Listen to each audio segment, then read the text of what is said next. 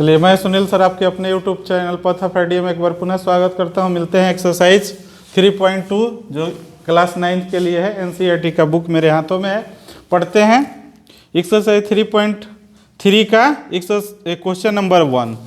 तो दोस्तों, सबसे पहले क्वेश्चन नंबर 1 की चर्चा करते हैं। उसके पहले हम बता दें कि कह रहा है कि चतुर्थांश क्या होता है। तो हम लोग जानते हैं यह जो है कोऑर्डिनेट ज्योमेट्री का एक हिस्सा है, जिसको निर्देशांक ज्योमेट्री भी कहते हैं।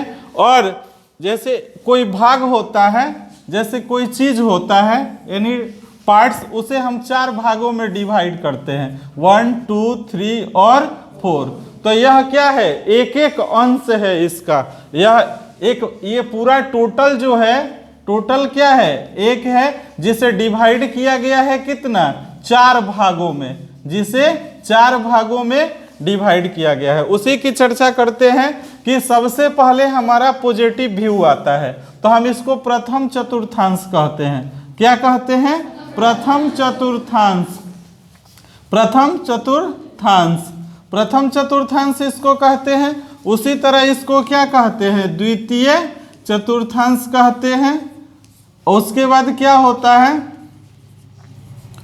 उसके बाद हमारा हो जाता है तृतीय चतुर्थांश, तृतीय चतुर्थांश। उसके बाद क्या होता है, हमारे पास ये 4 हैं, चौथा चतुर्थांश।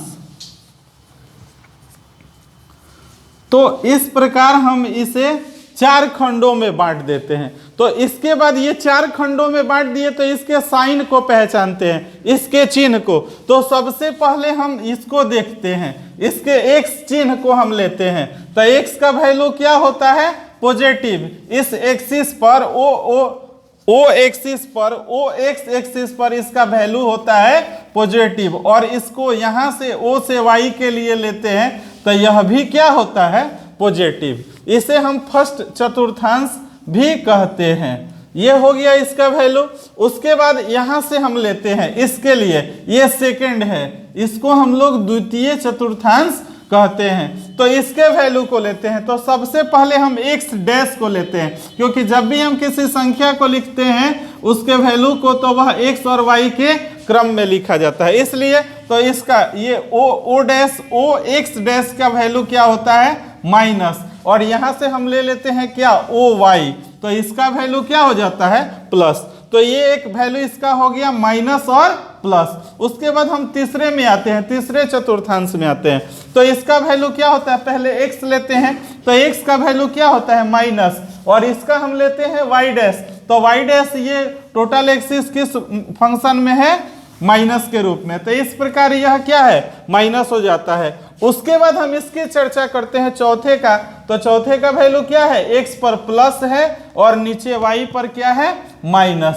तो इस प्रकार हमारे पास बहुत चारों चतुर्थांश का सिंबल प्राप्त हो गया। सिंपली इसको हम देखते हैं कि फर्स्ट और सेकंड को याद रखते हैं, इसको लॉजिकली। मैथ होती है समझने की, रट्टा मारने की नहीं। यहाँ पर देखिए, फर्स्ट और सेकंड को याद रखेंगे, ये दोनों स्वतः याद हो जाएगा। फर्स्ट में है प्लस प्लस, इसका फर्स्ट और थर्ड का सेम अपोजिट हो जाता है। अगर ये प्लस प्लस है तो दोनों इसका क्या होगा, निगेटिव। और ये देखिए, यहाँ पर सेकंड का माइनस प्लस है, तो चौथे का क्या होगा, प्लस माइनस, सेम अपोजिट हो जाता है।